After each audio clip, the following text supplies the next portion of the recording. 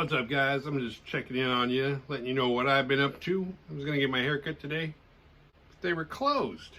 I drove all the way to the other one because there's this woman that I hate. I'm not really going to talk to you about what I'm doing in my personal life. I'm going to tell you about some movies I've been watching. Also, if you have Hulu, and you don't already know this, they have Infinity Pool now and Barbarian. I strongly recommend Barbarian. I think it's the best horror movie of last year that I watched anyway.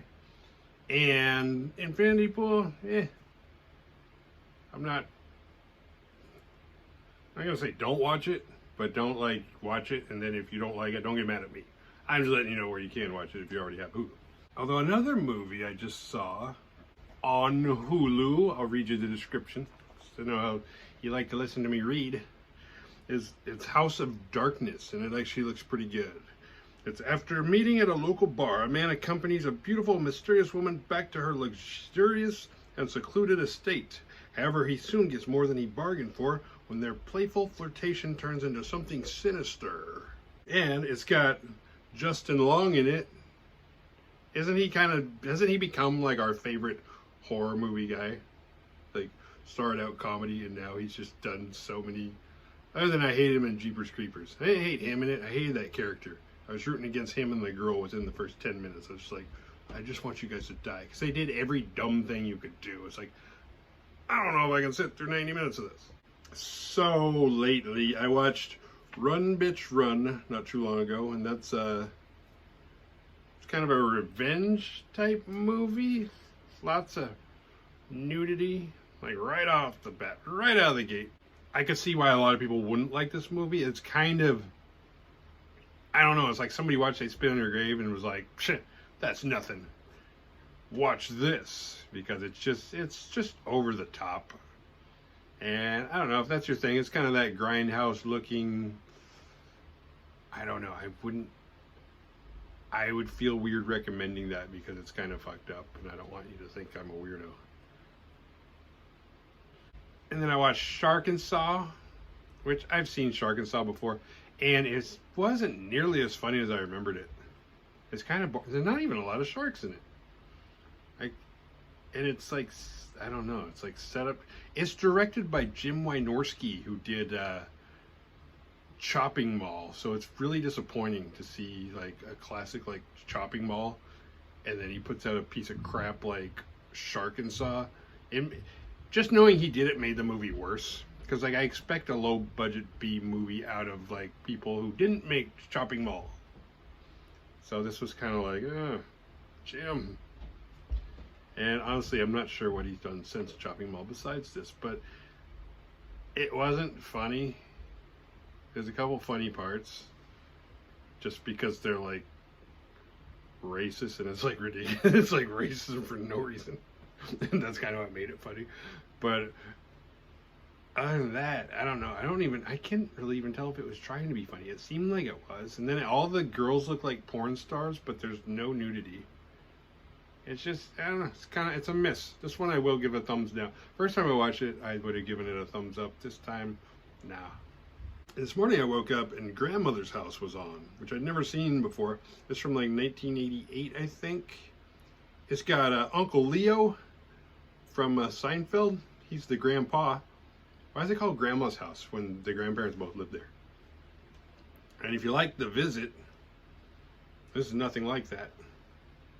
Or if you just have like some kind of creepy grandparent like fear, like me, those movies get me, not because my grandparents were creepy, but I used to stay with them, so these movies kind of, I can put myself into characters' positions. And this movie was actually oddly suspenseful. And maybe it's because I had just woken up and I was going to try and go back to sleep, and it was on because I went to sleep with the TV on. Then you can watch this on Tubi, just like you can watch the previous two movies I mentioned on Tubi. But this movie is actually kind of good, especially if you're into late 80s movies. I liked it. I want to watch it again. And I'm not giving spoilers. And when I do short ones where I when I talk about multiple movies, I don't do spoilers. So if you're like worried about me spoiling, you'll know when I'm going to spoil it because I put it in the notes below, and I don't know, I spoil everything. It's a full-on, if I'm going to go to all the work to put out a 10-minute video, I'm going to tell you every detail, except the ones that I don't think are important. And I also watched X again. And I think that's the third time I've watched it. And every time I watch it, like, I enjoy it every time I watch it, but every time I feel differently about it. Like, the first time after I watched it, I was like, that was awesome. And the second time I watched it, I was like, meh. Because I love T West, or Ty West, however you say it. And this third time I watched it, it's like, actually, maybe I watched it four times. I don't know. The last time I really liked it. And it seemed more, I don't know, maybe it's like I didn't catch everything the first few times. This time I feel like I caught everything. And I watched Pearl. I didn't really like Pearl. I didn't think it did enough. It was kind of pointless. It's like, I didn't feel any closer to the character Pearl than I did going in. Like, I don't know what they could have done different, but it just didn't really, it was just kind of slow, boring. It's beautiful. And Mia Goth's awesome. She's awesome in Infinity Pool too. She's awesome in everything she does. But I don't know, that movie just kind of missed. I'm really excited for Maxine though. And I'll probably watch Pearl again before. I'll probably watch both of those before I watch Maxine, whenever it comes out. I'm excited about it though. I really love T West.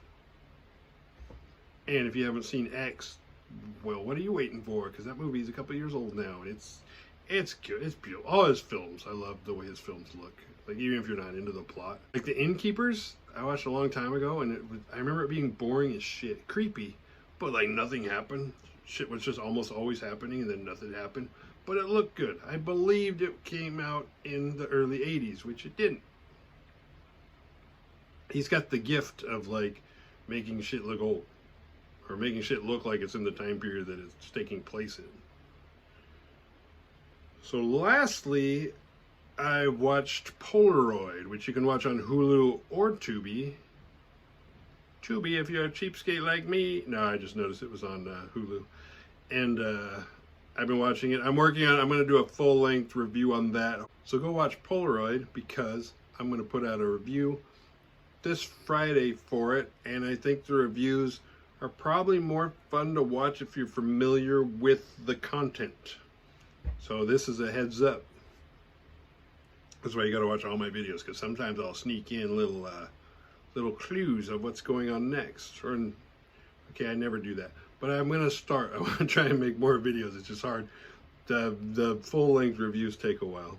So until Friday, have a good week, and I will see you guys soon.